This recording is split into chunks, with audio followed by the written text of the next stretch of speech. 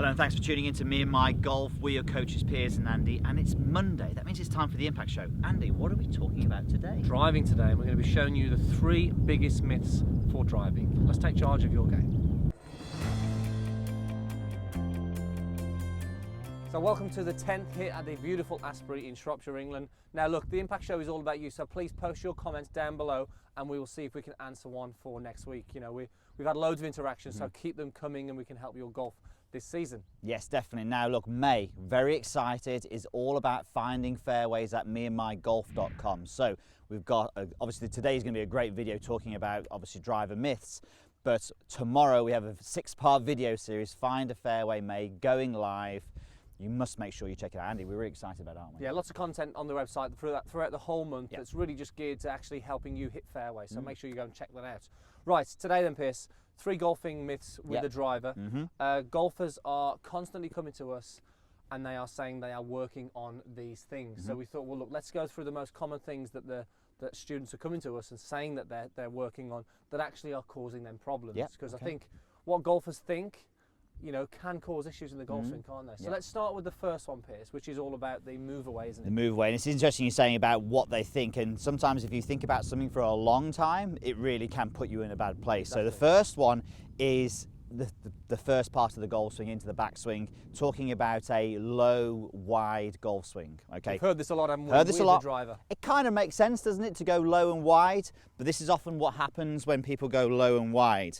So I'm imagining from here, I'm taking the club back as low to the ground as I can. I'm going wide, not looking too bad here, but look, by the time I sort of get to this area here, we can see I'm moving a long way from the golf ball. That club head is a long way from the golf ball. Now I can't possibly maintain this width, especially me with my old body now, Andy. I can't possibly maintain this width. So not only have I moved off the golf ball, I'm going to break down probably at the top, or I'm going to over rotate. So we see this so many times. People are moving off the golf ball like this because they're trying to keep the club low and wide in the backswing, and it's just making it very hard then to get back to the golf ball. So the problem is with this, really, it throws the sequence of the club, the hands and the arms, doesn't it? So we really just, by limiting the wrists almost, if we can have that sequence of the backswing, we know it's so important then for the downswing, isn't it? It is. It surely is. But I mean, so I suppose the thing for us is it's not so much should we give a drill for this, it's just being aware of this. So if you are somebody who is moving off the golf ball because you're going low and wide, or collapsing at the top because you're low and wide, then you just need to feel really that obviously when you're getting your wind up, that the club head just gets up there a little bit earlier. So you can see the club head is going up a little bit more. There's a little bit more wrist set here as opposed to being stretched out over there. And just do that again, Piers, there, that just demonstrate that bad one. You know, look at how Pierce's right arm is fully extended here. And to do this, this also causes tension in the hands. Now, for Piers to do this, he'll be having to grip tight, whereas when he demonstrates the good one, by sort of softening the wrist and allowing the wrist to work, it just looks so much easier. The right arm softening here, the wrists are sort of setting here, and now he can sequence the backswing without really doing too much movement. Unwanted movement, that is as well. Unwanted movement.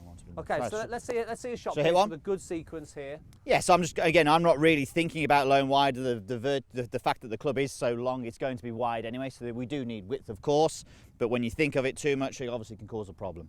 All right, let's pull the trigger. As you can see from there then, there was no real conscious effort to be wide in the backswing, but there was some width still in there. Okay, right, we have another one, don't we? Let's go.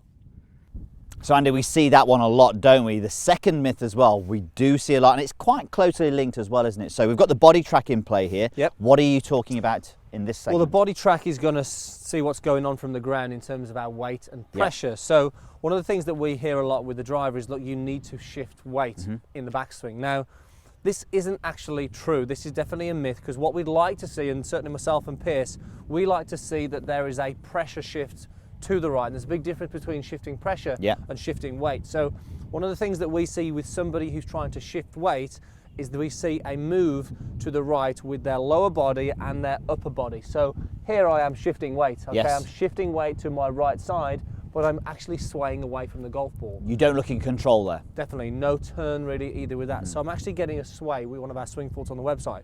So what we want to see is a wind up of the upper body where we actually shift pressure to the trail leg. So big difference here, watch, between the two. As I rotate against this nice stable base, and you can see on the body track here, I'm shifting pressure to my right leg. I'm really loaded, something we say a lot, Pierce, in our videos, loaded all up against this right side and ready to push back. Very Massive different difference. movement. Very different movement. Very isn't different it? to the sway, and a lot more efficient for power as well. So Yeah. a lot of people think, well, in order to get this power, you need to shift the weight. Yeah. You need to shift the pressure, not the weight. So really key that when we're doing this, that we are looking for a nice, strong, stable right side, and we are going to turn and wind up against that. That builds the pressure up. That's what helps us create the power. Yeah, and you're very mindful. You can feel the pressure coming through that right leg, that right side, and this is something you can rehearse in front of a mirror and do this very well. So, easy. I'm going to hit a shot here. Let's see you hit one. Let's see you load it up. I'm going to see if I can just load that. This is something I certainly need to work on in my golf swing a little bit more, getting that pressure onto that trail side. Okay. I could get it on this green here, Pierce, today. Not into the wind, you're not. Yeah, good hit. Far away. Yeah, good hit. It just shows though, again, that great feeling there for me of just loading that trail side. Make sure if you're somebody who's been thinking about shifting weight, you're not having that sway. Right, third and final myth, and I think potentially the most popular one, Pierce. Yep. I'm sure you have all thought this in the past. I'm swinging too fast. Okay, now how many times have you thought that, or how many times have your playing partner said, you just need to slow it down? Well, that's wrong. Often we see it's not the speed, Pierce, and I think one thing that we hear a lot of is amateurs say, when they're watching top pros, they say they swing it so smooth and slow. They're swinging the club at up to 120 miles per hour. Yep. So one thing is, it is not slow, but it looks very smooth. And there's one bit which actually makes it look smooth, and it's all about the sequence, Yeah. isn't it? Now, the average golfer tends to think they're swinging too fast, Yeah. but generally it's the sequence that lets them down, isn't it? Yeah, so quickly, for those who don't know what we're talking about when we're talking about the sequence, or more specifically the downswing sequence, when we get to the top of the backswing, we want to use the ground. That's how we get power and consistency and that smooth tour pro rhythm, by going lower body going first, number one. Number two would be the torso, number three would be the arms, and then four would be the hand and the club. And that is the sequence that we want to create, using the ground up. Now, when the best players in the world do this, that's what makes Ernie Els, for instance, look so smooth when they're hitting these golf shots. Often we'll find people, you know, they'll be a little bit, when the speed may come in a little bit in the transition, so they may go a little bit early with the upper body. We see that a lot, but that's when their playing partners will say, oh, you're swinging too fast. Exactly. Now the problem is that we see this, that guys, you try and slow it down, when the key thing is, it's not the speeds that's the problem, it's the sequence. And as Pierce mentioned there, how the best guys in the world transfer the energy to the club is from the ground up, and it takes a bit of time for the speed to get from the lower body out and to the hands and the arms and the club. So if there's one thing that we're going to sort of send you away with today, it's not slowing it down, it's actually adding something in, which is the transition. The transition. So talk about that. Let's talk through it. Do you know what? There's a lot of drills out there. We've heard people talking when they're playing shots, so counting, going 1, 2, 1, 2. You know, I must get a good rhythm. 1, 2. What we want to do, and we've got this from a golf coach called Jeff Ritter actually, was let's put an and in there. So the 1 would be the backswing, and would be the transition, and then 2 would be the downswing. So you kind of have this bit in between, which gives you that smooth sequence, but allows you to get the maximum power out of your body. So when you're coming down to number 2, you're swinging at 120 miles per hour. Well, maybe not quite, but we are swinging at full potential. So it's almost like just having that one backswing, that one, this and you can even stretch that and out, can't you, to sort of create that transition and get that lower body working. So we do this all the time with our students when they're not hitting shots to start with. We will go 1 and 2. So you can see I'm really delaying the upper body. We're getting the lower body to go. So 1 and 2 as we're swinging, and it's a really good way of, people say they feel like they're unwinding and they're shifting their body and they're delaying the club a little bit more, and that's obviously what's giving them the power. Definitely, and the speed's still there, it just looks a little slower because of the transition. Yeah. But TrackMan will tell you that club head speed has gone up, hopefully. Okay, right, 1 and 2 then. Good drive here to finish off, Pierce. Okay, 1 and 2. And I'm going to say it as I hit the shot as well.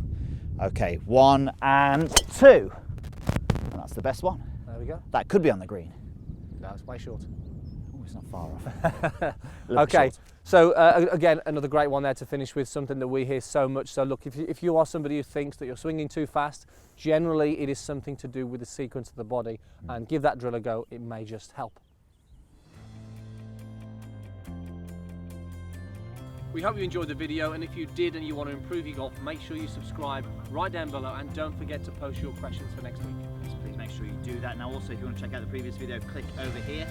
And as we have said, Find a Fairway Made video series, lots of other great content about hitting fairways, meandmygolf.com. Click on the link down there. We know you're going to love it. Thanks for watching, and we'll see you soon.